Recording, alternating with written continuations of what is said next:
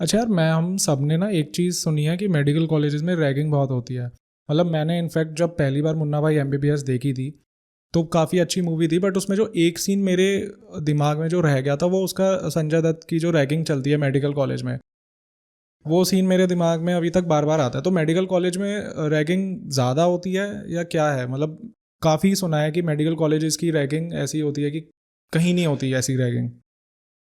पहले होती होगी, बट जब हम कॉलेज में पहुंचे थे, मुझे कॉलेज ख़त्म करे हुए हो गए ऐसे 4 इयर्स। जब हम कॉलेज में पहुंचे थे तो इतनी नहीं थी हमारे लिए। तो इट वॉज फन, मतलब सीनियर ऐसे बुला लेते थे रूम में, दे यूज टू से कि अच्छा डांस करके दिखा दो, but they used to dance with us. Okay. फिर वो बोल देते थे कि जैसे गाना गा के सुना दो, तो they used to sing with us. मतलब बहुत कम ऐसे एक दो सीनियर्स होते थे जिनको एक्चुअली में प्रॉब्लम होती थी और वो गुस्सा करते थे।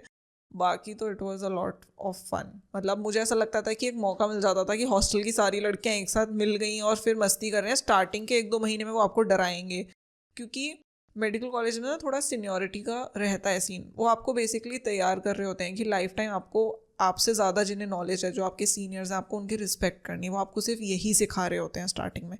At least that was my experience. हो सकता है किसी के साथ रैगिंग हुई भी हो। बॉयज़ हॉस्टल में मैंने सुना था थोड़ी सी होती है, गर्ल्स हॉस्टल में तो कंपैरेटिवली बहुत चिल सीन होता था। तो अब थोड़ा सा कम है, पहले होता था। पहले तो मैंने सुना है बहुत ज़्यादा होती थी, बट हमारे टाइम पे आते आते तो कुछ भी नहीं था। मतलब it was nothing, it was just fun. Okay, हाँ अभी तो वैसे काफ़ी ज़्यादा स्ट्रिक्ट हो भी गया है। पहले ही कॉलेजेस अंडरटेकिंग भी ले लेते हैं कि रैगिंग करोगे तो कॉलेज से निकाल दिए जाओगे। हाँ, वो चीज़ तो है। अब स्ट्रिक्टनेस भी बहुत हो गई है, एंटी रैगिंग सेल्स आ गए हैं पूरे पूरे, फुल्ली फंक्शनिंग। वो इतने एक्शंस ले लेते हैं तो वैसे भी नहीं होती रैगिंग एज सच। ओके। यार अभी ना मैंने एक बहुत स्ट्रेंज केस सुना। एक बंदा सफदरजंग हॉस्पिटल से पीजी कर रहा था। उसने विद इन 3 to 4 मंथ्स अपनी सीट छोड़ दी सिर्फ इस वजह से क्योंकि उसके ड्यूटी आवर्स बहुत ज़्यादा लग रहे थे। जब उसने अपना शेड्यूल दिखाया तो उसमें था कि उसकी स्ट्रेट 58 आवर्स की ड्यूटी लगाई हुई थी। तो मतलब ड्यूटी आवर्स मेडिकल प्रोफेशन में एक बहुत ज़्यादा बड़ा प्रॉब्लम है क्या? जब आप पीजी करने चाहते हो तो आप फर्स्ट ईयर स्टूडेंट होते हो, और जो फर्स्ट ईयर, हमारे यहाँ पे जोक है कि फर्स्ट ईयर स्टूडेंट्स को गधों की तरह ट्रीट करा जाता है, जो कि सच है।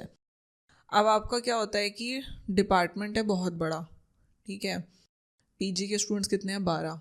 ठीक है, तो आपको क्या करना है, और हर यूनिट में बटे हुए होते हैं। एक यूनिट में जैसे 4 हो गए या 5 हो गए फॉर एग्जांपल, या 6 हो गए, ठीक है। आप ही को पूरा वार्ड मैनेज करना है।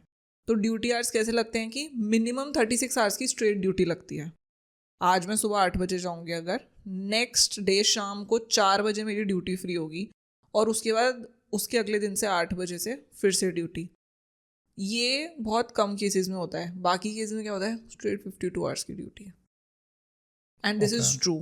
आपको मेरी मतलब हैं नोन, उनका ऐसा होता है कि मेरी फ्रेंड है, वो बता रही थी कि उसका ब्रेकफास्ट होता है एट अराउंड 1 या 2 o'clock in the afternoon. Okay. Dinner, वो कहती कि मेरा लंच जो होता है वो 6-7 बजे होता है, डिनर रात को 2 बजे होता है, उसके बाद 1 आध घंटे सोने को मिल गया तो मिल गया, अदरवाइज नेक्स्ट डे से फिर से वही हाल शुरू। 24 आवर्स की ड्यूटी लगे जा रही है, लगे जा रही है। ड्यूटीज़ के बीच में अगर आप 1 आध घंटे सो जाओ तो आपकी किस्मत कि आपको सोने के लिए मिल गया, अदरवाइज वो सोने के लिए भी नहीं मिलता है। तो इसको तो एक तरीके से ऐसे भी देखा जा सकता है कि जो डॉक्टर दूसरों की हेल्थ सुधारता है उसकी अपनी हेल्थ की ऐसी तैसी हो रखी होती है ड्यूटी कर करके। ये सच है, हो रखी होती है। First year is a nightmare for any medical student. First year of post graduation is a nightmare, क्योंकि आपके ऊपर बहुत ज़्यादा प्रेशर होता है।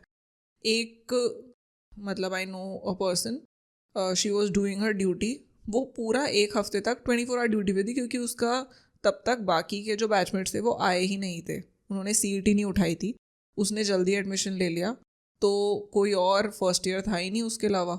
तो वो दिन में ड्यूटी करती थी, जैसे ही रूम पे आती थी वो ऑन कॉल होती थी। रात को उसे कभी भी कॉल आ सकती है, and she has to go and attend the patient for 1 week straight. ये चला था उसके साथ। ओके। तो आप इसको मना भी नहीं कर सकते हो ड्यूटी आवर्स को करने से? नहीं, मना नहीं कर सकते। आप कैसे मना करोगे?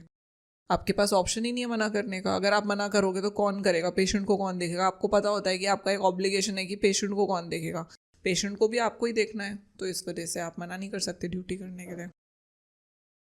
तो यार सुनने में ऐसा आता है कि डॉक्टर इतनी मेहनत कर रहा है, इतना हेक्टिक शेड्यूल है डॉक्टर का, एंड उसके बाद भी उसके ऊपर अटैक हो रहे हैं? ऐसा क्यों होता है? यार प्रॉब्लम ये होती है कि जो पेशेंट के साथ अटेंडेंट्स होते हैं hmm. They are suffering because they are closed, one is going through a lot, but वो ये भूल जाते हैं कि सामने वाला जो बंदा ट्रीट कर रहा है वो भी एक इंसान है, वो भगवान नहीं है। वो ऑल ऑफ अ सडन ऐसा कुछ नहीं कर सकता जो पॉसिबल ही नहीं है। डॉक्टर अपनी कैपेसिटी में पूरा पूरा कोशिश करता है कि वो पेशेंट को बस किसी भी तरह ठीक कर दे। मैं खुद इतने स्ट्रेसिंग इन्वायरमेंट में मैंने जॉब करी है। कोविड के टाइम पे I was working and I remember हमारे पास ऑक्सीजन सिलेंडर्स नहीं थे। हमने एम्बुलेंस के ड्राइवर को बोला हुआ था कि भैया आप जाके ऑक्सीजन सिलेंडर ले आओ। वो भैया रात को 7 बजे से लेकर सुबह 4 बजे तक लाइन में लगे हुए थे, वो एक ही सिलेंडर ला पाए। हमारे पास सिलेंडर्स की शॉर्टेज हो रही थी। हमने पेशेंट्स को बताया, अटेंडेंट्स बाहर वेट कर रहे थे क्योंकि उनको अंदर एंट्री नहीं थी। It was an open compound, तो बाहर एक आध कोई आ जाता था। मेरी ड्यूटी स्टार्ट नहीं हुई थी। मेरी ड्यूटी के लिए मैं जब जा रही थी तो जो डॉक्टर ड्यूटी से वापस आ रहे थे उन्होंने मेरे को बोला कि मैम आप जो बाहर गार्ड्स खड़े हुए हैं उनको 2-3 को अपने पास अंदर खड़े कर लो, क्योंकि एक पेशेंट है वो धमकी दे रहा है कि आपको पता नहीं है मैं कौन हूँ, अगर आपने मेरे को सिलेंडर नहीं दिया अभी तो मैं मतलब यहाँ पे हंगामा मचवा दूंगा, आपके ऊपर लोग आके अटैक कर देंगे। ऐसे ऐसे वो ओपन धमकी दे रहा था पेशेंट। तो जब उनकी सर की ड्यूटी ख़त्म हुई उन्होंने मेरे को बोला कि आप फीमेल हो, आप इस चीज़ का थोड़ा सा ध्यान रखना, ये मेल अटेंडेंट बहुत इसके आ सकते हैं, तो आप गार्ड्स को अपने पास लाके खड़ा कर लेना। हम 24 आवर्स ड्यूटी कर रहे थे उस टाइम पे, दिन रात एक करके हम ड्यूटी कर रहे थे। मुझे घर जाने में ये डर लगता था कि मैं घर पे जाके इन्फेक्शन ना दे दूँ। मेरे घर पे मेरी दादी रहती थी, मैं किसी से मिलती नहीं थी, अपने रूम में बंद रहती थी। घर आती पूरा अपने कपड़े धोती थी, सैनिटाइज़ करती थी, खुद को नहाती थी, पूरी सीट में गाड़ी की सैनिटाइज़ करती थी। इतने प्रिकॉशन लेने के बाद भी I used to cry when I used to come home, क्योंकि जो मैं देख कर आती थी वो देखा नहीं जा रहा होता था। तो इतना सब कुछ देखने के बाद भी जब अटेंडेंट्स ये बोलते हैं कि आप नहीं कर रहे हो, आप नहीं कर रहे हो, वो ये नहीं समझ रहे थे कि अगर उनकी ऑक्सीजन सैचुरेशन 94 है तो उनसे ज़्यादा किसी को ऐसे को ज़रूरत है जिसकी ऑक्सीजन सैचुरेशन 86 83 पे डिप कर रही है। वो ये चीज़ समझने को ही नहीं रेडी होते, तो उनको ये होता था कि आप हमें दो, हमें प्रायोरिटी दो। तो वो ये भूल जाते थे कि सामने वाला भी इंसान है, वो इतना नहीं कर सकता जो आप मांग रहे हो। कई बार ऐसा हुआ है, हमने देखे हैं केसेस की भड़क गए अटेंडेंट्स और डॉक्टर पे अटैक कर दिया, ठीक है, क्योंकि डॉक्टर ने उनकी बात नहीं मानी। वो कोई ऐसी दवाई मांग रहे थे जो वो प्रिस्क्राइब नहीं कर सकते बिना बात के, या फिर ऐसा हुआ कि वो पेशेंट को लाए इस हालत में कि बचाया नहीं जा सकता था, फिर वो डॉक्टर पे इल्ज़ाम लगा देते हैं कि आपने नहीं करा।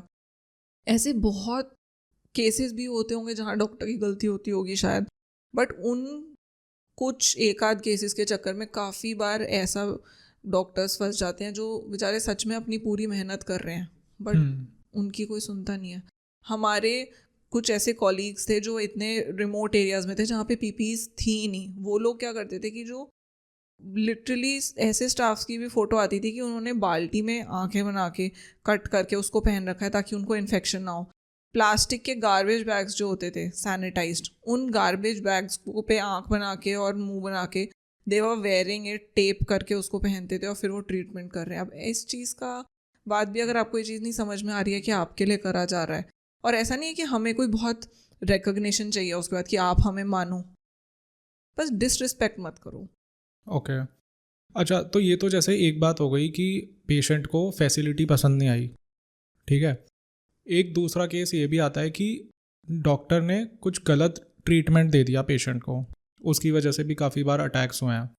तो ये जो गलत ट्रीटमेंट दे दिया ये भी इस वजह से होता है क्या कि डॉक्टर वैसे ही उसका इतना हेक्टिक शेड्यूल है, ठीक है, कहीं से गलती हो गई, किसी पेशेंट को कुछ देना था, किसी और का प्रिस्क्रिप्शन चला गया, तो ये जो एरर जो होता है ये एक हेक्टिक शेड्यूल की वजह से होता है या किस वजह से होता है?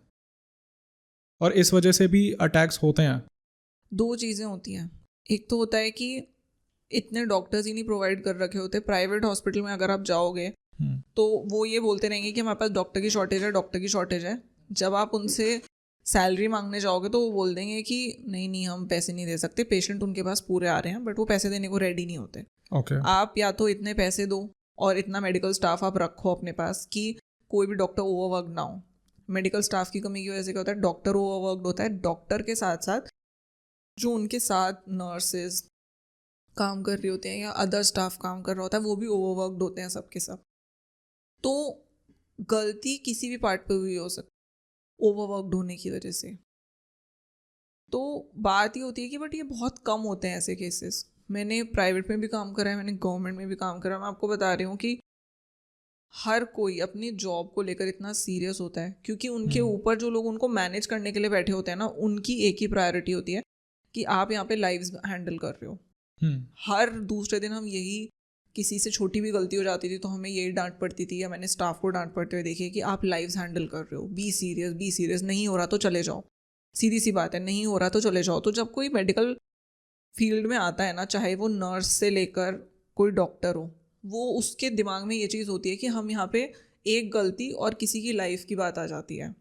इतनी जो आप पूछो ना कि इतने आवर्स की ड्यूटी होती है, वो ड्यूटी ही इसलिए होती है ताकि आपको पोस्ट ग्रेजुएशन में ही इतना ट्रेन कर दिया जाए कि चाहे स्टाफ हो या ना हो, आपको आपका काम करना आना चाहिए। आपके पास ये एक्सक्यूज़ नहीं होना चाहिए कि स्टाफ नहीं था तो मैं काम नहीं कर पाई, या फिर ये रिसोर्सेज नहीं थे हम काम नहीं कर पाए। ट्रेन ही इस हिसाब से करा जाता है कि कुछ हो या ना हो, आपको आपका काम पूरी आपकी फुल पोटेंशियल तक करना है। वो फुल पोटेंशियल करते करते करते करते भी डॉक्टर थक जाता है, तो बहुत ओवरवर्कड होते हैं।